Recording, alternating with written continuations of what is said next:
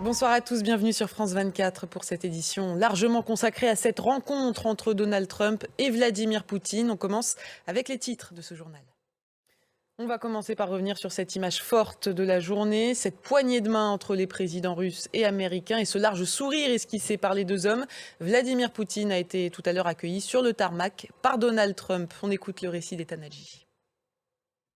Et on prend tout de suite la direction d'Anchorage. Vladimir Poutine et Donald Trump sont toujours en pleine discussion actuellement. On rejoint notre envoyé spécial Pierrick Laurent. Pierrick.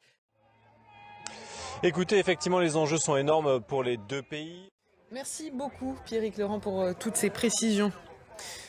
On a bien vu tout à l'heure ces images de Donald Trump en train d'accueillir Vladimir Poutine sur le tarmac, des images fortes. Alors est-ce une victoire de la communication pour la Russie? On écoute les précisions de notre correspondant à Moscou, Julian Colling. Et sur le terrain en Ukraine, les frappes russes continuent. Elles se sont même intensifiées ces derniers jours.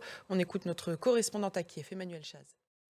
Dans le reste de l'actualité, cette provocation du ministre israélien Itamar Ben-Gvir, il a diffusé une vidéo sur ses réseaux sociaux où il prend à partie dans sa cellule le prisonnier Marwan Barghouti, un leader palestinien emprisonné depuis 2002. Les détails avec Ethan Hadji.